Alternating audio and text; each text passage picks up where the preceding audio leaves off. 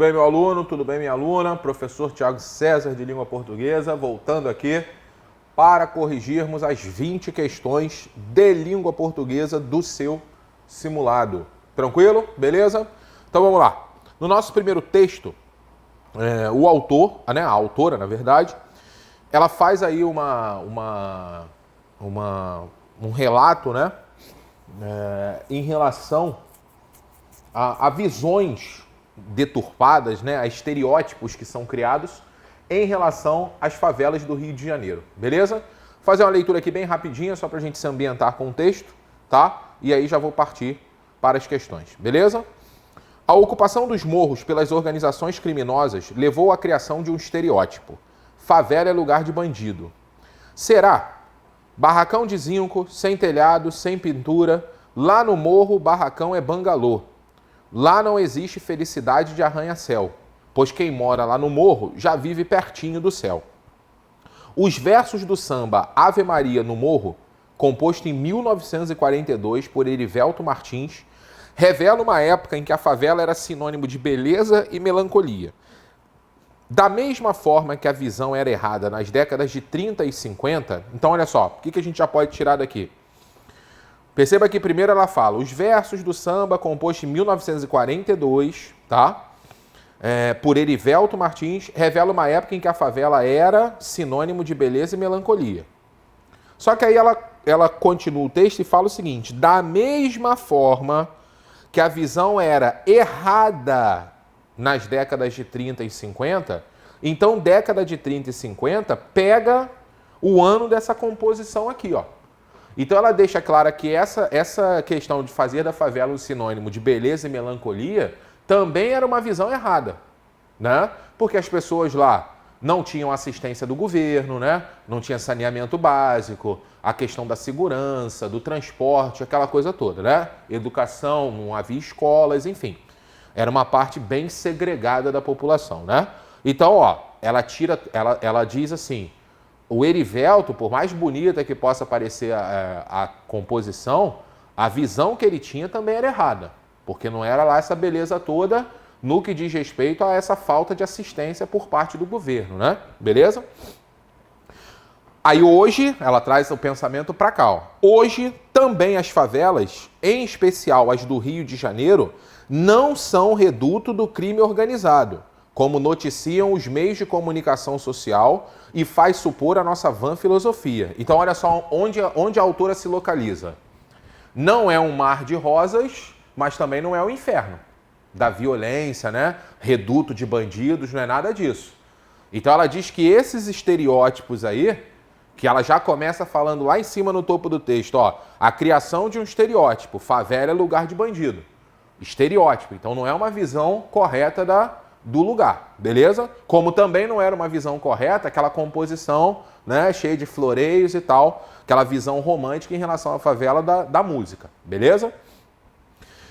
Hoje também as favelas, hein, como noticiam os meios e tal, até a primeira metade do século XX, muitas músicas enalteciam o morro como lugar de amizade e solidariedade.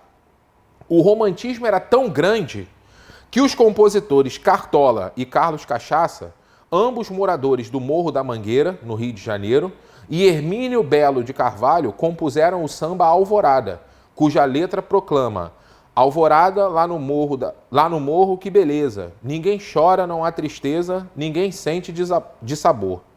O sol colorido é tão lindo e a natureza sorrindo, tingindo a alvorada. Né? Uma música muito bonita, inclusive. Salvo engano meu, ela ainda toca no Cidade de Deus. Quem já assistiu esse filme, ou vira e mexe está passando aí nos canais a cabo, no começo do filme, se eu não me engano, quando ele está contando a história do trio Ternura, né? Dos 3 primeiros bandidos, digamos assim, da Cidade de Deus, essa música toca. Há um momento que ela... Inclusive essa parte, tá?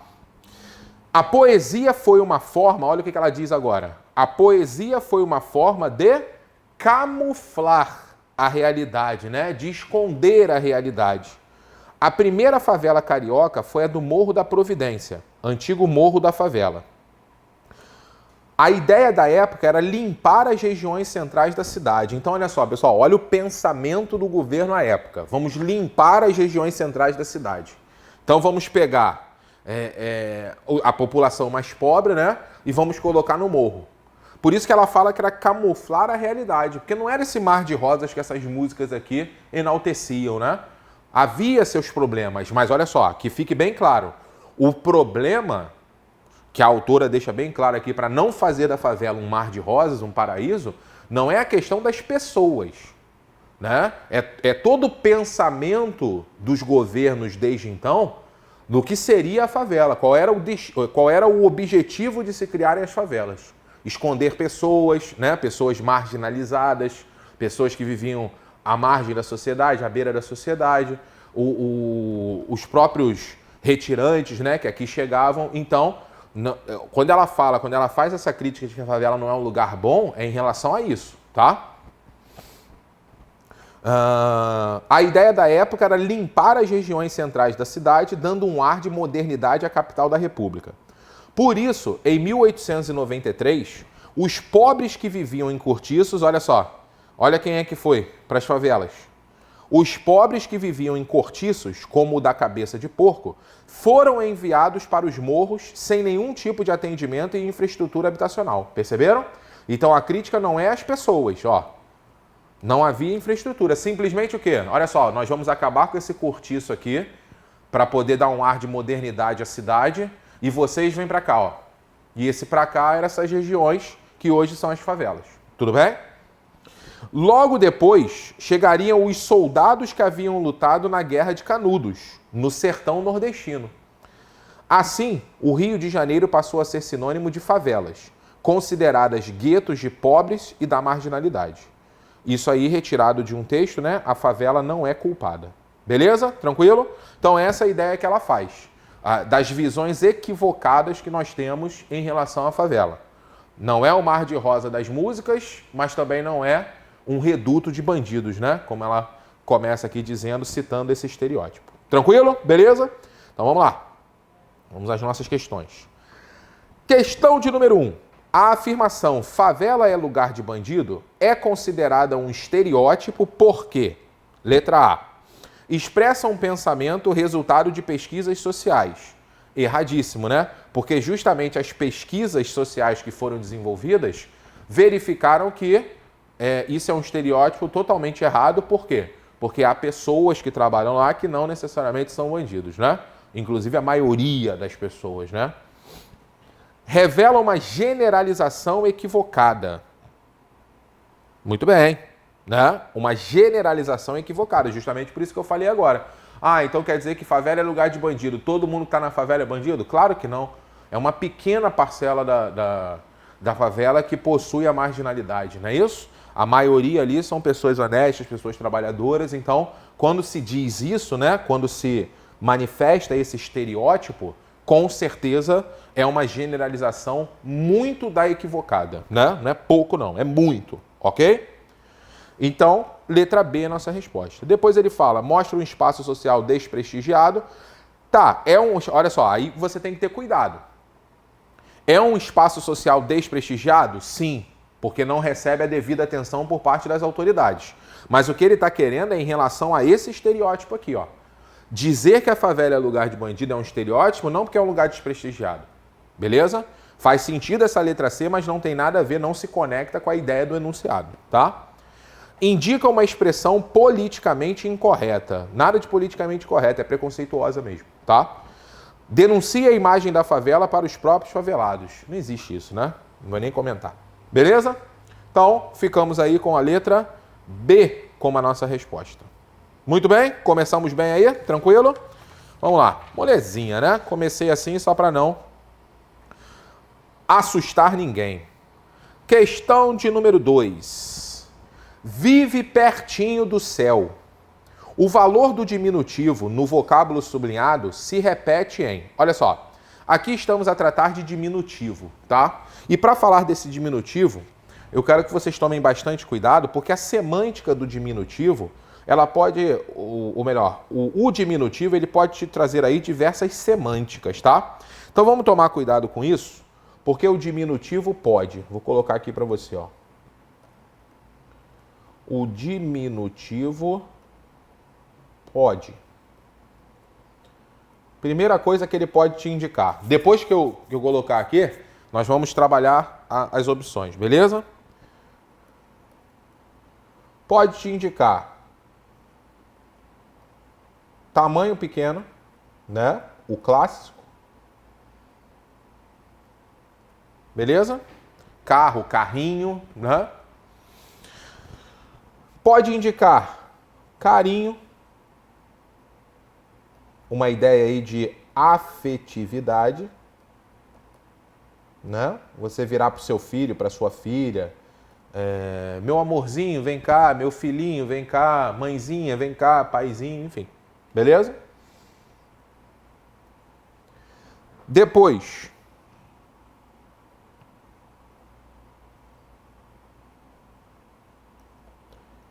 atenuante de um sentido. Tranquilo? Atenuante de um sentido. Quando você fala assim, por exemplo, pô, aí, tô sentindo um friozinho, hein? Friozinho, o frio em si já é uma ideia negativa que você está passando, né? De uma situação de desconforto. E aí o friozinho é aquela coisa que vai atenuar essa ideia, né? Pô, tá um friozinho aqui, hein? Beleza? Isso aí é o atenuante do sentido. Geralmente esse sentido vai ser negativo, beleza? Bateu uma fominha aqui, fominha, né? Na verdade, tu mataria comeria um elefante, né? E agora esse aqui, toma cuidado. Vou te citar um exemplo legal, inclusive de um autor que o Pedro II gosta bastante de trabalhar. Depreciar, ironizar, tá certo ali o N, né? Ou criticar. Beleza? Vinícius de Moraes, um dos nossos maiores poetas, né, e compositores, houve uma época que ele foi chamado pela crítica de poetinha. Aí você pensa assim, pô, poetinha, como a crítica gosta dele, né? Olha só o apelido carinhoso que ele recebeu, poetinha. Mas, na verdade, era uma forma de depreciar, de ironizar a obra do Vinícius. Ele era considerado um poeta menor. Menor no sentido da qualidade da obra, né? Só a época, né? Então, daí que vem o poetinha, né? Era uma forma de ironizar. Não era nada carinhoso. Beleza? E o último sentido que ele pode dar, o diminutivo, é o de ênfase. Tudo bem? É o de ênfase. Tranquilo? Por exemplo, uma coisa é você... Uma coisa é você dizer que o caminho até... vamos colocar aqui, olha, o caminho que a gente vai fazer até o curso é rápido. Outra coisa é você dizer, o caminho que faremos até o curso é rapidinho. Rapidinho, olha como é que você enfatiza. Beleza? Aí você dá essa ênfase, beleza? Rápido, uma ideia normal, né? Não, vai ser rápido. Agora, o rapidinho, você encurta ainda mais a distância, né? Então, você enfatiza essa ideia do rápido. Beleza? Tranquilo? Então, são esses 5 sentidos aí que o diminutivo pode expressar a depender do contexto em que ele seja empregado. Beleza? Tranquilo? Fica aí a dica para vocês, tá? Aí ele fala assim, ó, a favela é um lugarzinho bonito. Lugarzinho bonito mostra uma certa, o que aí? Uma afetividade, né? Um lugarzinho, dá aquela ideia de aconchego, né? Tranquilo? Os barracõezinhos das favelas cariocas são coloridos. Aqui já é a ideia de pequeno mesmo, né? Barracõezinhos, aquele lugar pequeno onde as pessoas moram. A subida para os morros está coberta de papeizinhos. Também o diminutivo, né? O número 1 aí.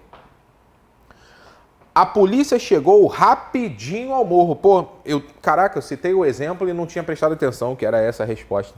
Porque primeiro lá no enunciado ele fala, vive pertinho do céu.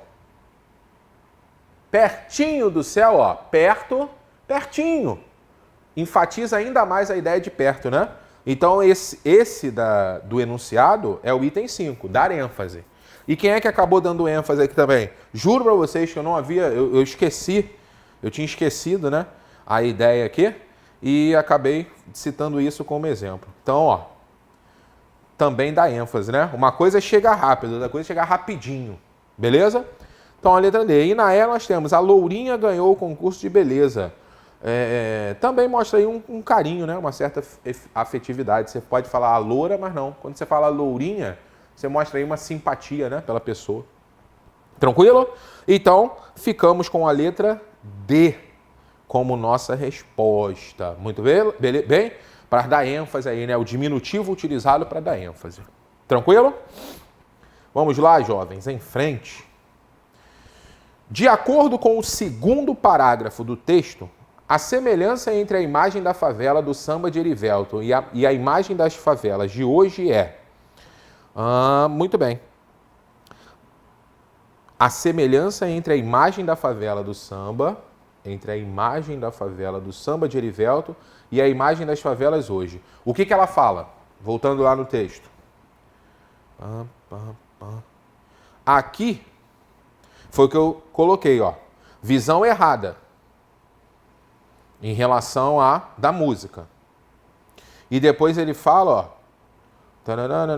E aqui ele já havia dito, né, que hoje chamar a favela de lugar de bandido também é uma coisa o quê? Errada, né? Então, tanto a visão do Erivelton quanto da música do Erivelton, quanto a imagem das favelas hoje, é uma conceituação o quê?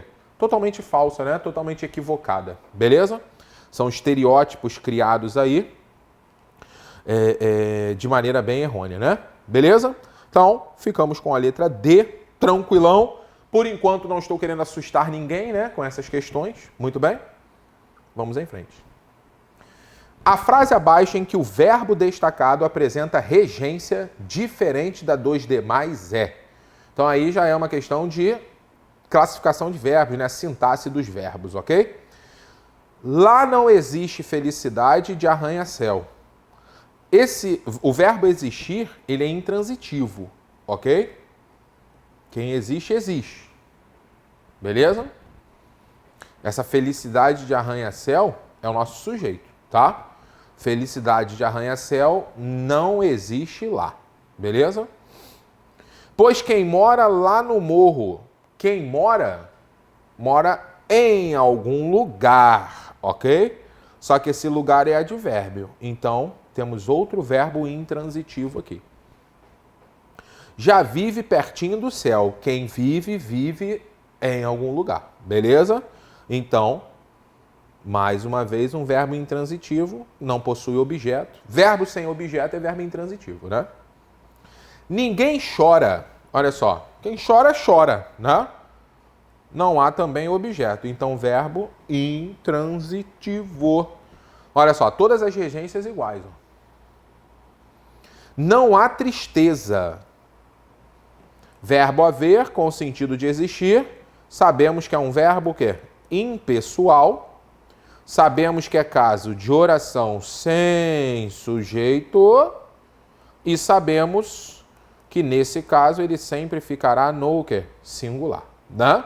Porém, o que quase não se presta atenção é que, mesmo sendo um verbo impessoal, mesmo sendo uma oração sem sujeito, o verbo haver com o sentido de existir é VTD. Né? VTD, o que consequentemente fará com que ele traga consigo um o quê? Objeto direto. Há algo, há alguém, há pessoas nessa sala. Beleza? Há alguém. Olha o alguém aí. Beleza? Tranquilo? Tudo bem? Então, ó, esse é o que tem a regência diferente, né? Ele vai reger um objeto, não um adjunto adverbial. Então, a nossa resposta, letra E. Tranquilo, beleza? Faz a classificação dos verbos, tá? E trabalha em cima dessa regência aí. Muito bem, jovens? Tranquilo? Vamos lá. Bem tranquilo, né? 5. Logo depois chegariam os soldados que haviam lutado na Guerra de Canudos, no sertão nordestino. Com essa frase, o autor do texto mostra que Desde cedo, as favelas foram local de confronto. Não, né? Não é essa a ideia, porque ele fala, ó, logo depois chegariam os soldados que haviam lutado a Guerra dos Canudos. Então já não havia conflito nenhum, né? Em relação a isso, beleza? As autoridades nunca compreenderam socialmente as favelas. Bom, na verdade, compreendiam, mas para interesse próprio, né? Porque para as autoridades, favela era lugar o quê? De esconder as mazelas da sua própria má administração. Beleza? Então, letra B fora. As favelas foram fruto de uma necessidade de moradias. Sim, né? Essas pessoas, esses soldados, vieram lá do sertão, né? E não tinham para onde ir. O governo não dava nenhum tipo de assistência. Então começaram a ocupar o quê? Os morros, dando origem aí às favelas, né? A polícia sempre se preocupou com a segurança nas favelas. Não vou comentar, tá? As comunidades sempre consideraram as favelas como espaço fora da lei. Mas na verdade não tem nada a ver com o enunciado, né? E aí ela também já diz que é um estereótipo, então não ficaremos com essa. Beleza? Então, as favelas foram uma necessidade de moradias, né? Letra C, nossa resposta. Tranquilo? Beleza? Molezinha, né, pessoal? Não peguei muito pesado nessa primeira leva, não, né? Vamos lá. Texto 2. Agora, nós vamos falar ali da região do Cerrado, né? Lá no Centro-Oeste. Uma visão aí, percebam, bem ampla, né? Bem social. Isso é uma característica mesmo da própria instituição do Pedro II, né? Esse lado humano, essa visão bem humana de lidar com a nossa sociedade.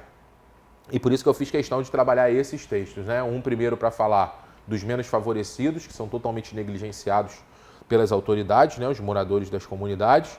E agora nós vamos falar um pouco da questão Centro-Oeste, né? Ali do Cerrado, beleza? Bem rapidinho aqui, só para a gente pegar o ritmo aí do texto. Entre uma prosa e outra, seu Samuca, morador das cercanias do Parque Nacional Grande Sertão Veredas, no norte de Minas Gerais, me presenteia com um achado da sabedoria cabocla. Pois é, não sei para onde a terra está andando, mas certamente para bom lugar não é. Só sei que donde só se tira e não se põe, um dia tudo o mais tem que se acabar. Samuel dos Santos Pereira viveu seus 75 anos campeando livre entre cerradões, matas de galeria, matas secas, campos limpos ou sujos e campos cerrados, ecossistemas que constituem a magnífica savana brasileira. Ainda bem que existe o parque, aquele parque já citado lá em cima, né? Parque Nacional Grande Sertão Veredas. Exclama o vaqueiro, porque hoje tudo em volta de mim é plantação de soja e pastagem para gado. Viajar pelo Cerrado do Centro-Oeste é viver a surpresa permanente. Na Serra da Canastra, em São Roque de Minas, nascente do Rio São Francisco, podem-se avistar tamanduás-bandeira, lobos-guarais e, com sorte, o pato-mergulhão, ameaçado de extinção. Lá está também a maravilhosa Casca d'Anta, primeira e mais alta cachoeira do Velho Chico, com 186 metros de queda livre. No Jalapão, no Tocantins, o Cerrado é diferente. Parece um deserto com dunas de até 40 metros de altura. Mas, ao contrário dos lençóis maranhenses, tem água em profusão, nascentes, cachoeiras, lagoas, serras e chapadões. E uma fauna exuberante, com 440 espécies de vertebrados.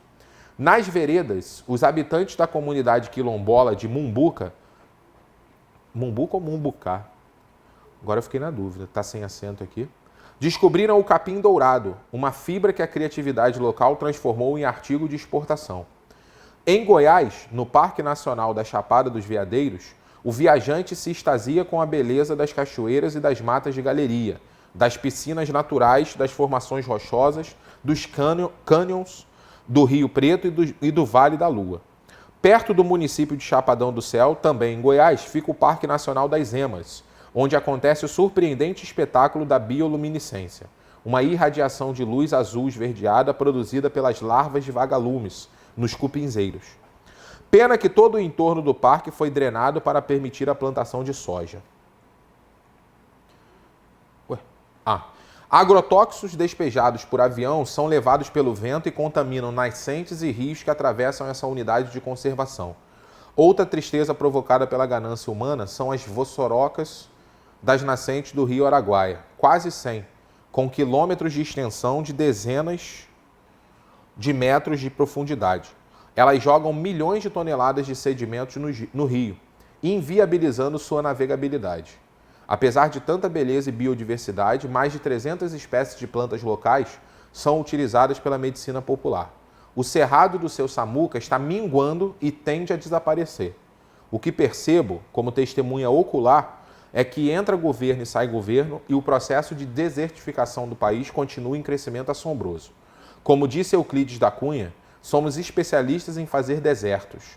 Só haverá esperança para os vastos espaços das Gerais, esse sertão do tamanho do mundo, celebrado pela genialidade de João Guimarães Rosa, se abandonarmos nosso conformismo e nossa proverbial omissão. Muito bem? Tranquilo? Texto de 2009, hein? 10 anos já disso aí, tá? Imagina o que não aconteceu, né? 6. A afirmativa correta, de acordo com o texto, é... Vamos lá. A transformação das riquezas do Cerrado em artigo de exportação pela população local despreza as características nacionais desses produtos. Não, né? Na verdade, não despreza, porque justamente é um artigo daqui. Então, tanto que ele fala do capim, né? Do capim lá que foi encontrado, então é nosso, não perde as características. Os vastos espaços das Gerais se constituem de diferentes faces em sua formação de matas e campos de vários tipos. Faz sentido, né? Perceba aí que a cada parágrafo, a cada período ali, ele vai falando de uma região diferente, né? Do que compõe toda essa região aí que ele chama do Cerrado do Centro-Oeste, né? Das Gerais, ok? A sabedoria cabocla consiste na descoberta das riquezas do Cerrado e em seu aproveitamento econômico. Não, de maneira nenhuma, né? Tanto que ele fala, quem tira muito e não coloca nada no lugar vai acabar perdendo. Então não tem essa de só aproveitamento econômico, né? D. A plantação de soja e a pastagem para gado garantem a sustentabilidade econômica dos moradores do Cerrado. Não, né? Porque, na verdade, isso aí está acabando com o que realmente serve para sustentar os povos da região, né? Que é viver ali da mata, das coisas que são extraídas da terra. O conformismo dos habitantes da região central do Brasil transforma toda essa região em um deserto com dunas de até 40... Pelo amor de Deus, misturou tudo, né? Conformismo dos habitantes da região, não. No texto ele fala do conformismo da população como um todo, né? Que está perdendo ali toda essa riqueza para esse desmatamento, para essa criação de desertos, né? Que ele citou ali o Euclides da Cunha. Então, a nossa resposta mais coerente aí em relação ao texto é a letra B. Beleza? Os vastos espaços das Gerais se constituem de diferentes faces em sua formação de matas e campos de vários tipos. Cada hora ele cita uma região ali no texto, né? Que compõe esses Gerais, ok? Questão de número 7, vamos lá. Considerando-se o desenvolvimento das ideias no texto, é correto perceber deslumbramento nacionalista pelas riquezas, até mesmo bem aproveitadas economicamente, de uma vasta região brasileira. Bom, na verdade, esse deslumbramento ele até acontece, do momento que ele enaltece, né, todas as características maravilhosas que aquela região possui. Porém, dizer que são bem aproveitadas economicamente, não, porque elas estão sendo devastadas, prejudicando a própria população da região, para que seja plantado somente uma coisa, né? Que ele menciona, pelo menos no texto, que é a soja e a área de pasto lá para o gado, né? Então, assim, não dá para dizer que são riquezas bem aproveitadas, né? Bem aproveitada é quando há um equilíbrio, aquilo que se tira e aquilo que se dá para a natureza, né? Deixando ali um equilíbrio nessa situação e que acaba beneficiando a todos, né? Não apenas aos poderosos aí, né? Letra B. Condenação de certos hábitos entranhados na população menos escolarizada de utilizar as riquezas do solo, destruindo o meio ambiente. Na verdade, não é a população menos escolarizada que usa as riquezas do solo, né? Destruindo o meio ambiente. Pelo contrário, eles são prejudicados por essa destruição que parte aí de agricultores, de empresários, enfim, fazendeiros. Beleza? C. Total defesa do papel desempenhado pelos rios da região, tanto pela água que fornecem, quanto por sua navegabilidade. Na verdade, não, né? Porque ele fala que essa navegabilidade já se tornou inviável, porque o homem acabou prejudicando lá as nascentes, né? Do momento que começou a jogar coisas no rio, enfim. Crítica à atuação do homem na região do Cerrado e também as falhas no controle eficaz tanto de governos quanto da sociedade. Perfeito, né? Ele, ao mesmo tempo que fala, que descreve lá todas as belezas dessa região, né? Das mais variadas possíveis, ele fala do que o homem vem fazendo nessas regiões, né? Destruindo cada vez mais, e fala que entra governo, sai governo, parece que não são tomadas medidas para evitar que isso aconteça. E ainda diz também, ele termina o texto falando, né, que o nosso conformismo do Brasil como um todo, não é só de quem mora lá, vai acabar também, né, permitindo que essa devastação continue. E na E ele fala referência explícita a alguns produtos cultivados na região que propiciam qualidade de vida a seus moradores. Pelo contrário, né, ele até fala da questão da plantação da soja e tudo, mas isso não traz qualidade de vida aos moradores, que estão perdendo cada vez mais espaço e perdendo tudo que a natureza oferece, né? Devido a essa devastação para o plantio da soja, né? Então, nossa questão aí, a questão D. Crítica à atuação do homem na região do Cerrado e também as falhas no controle eficaz, tanto de governos quanto da sociedade. Muito bem, fechamos aí o nosso primeiro bloco com 7 questões. Pausa aí para o café, para o banheiro, dá uma esticada no corpo. Daqui a pouco eu volto e continuamos da questão de número 8. Beleza? Tranquilo? Um abraço, força sempre.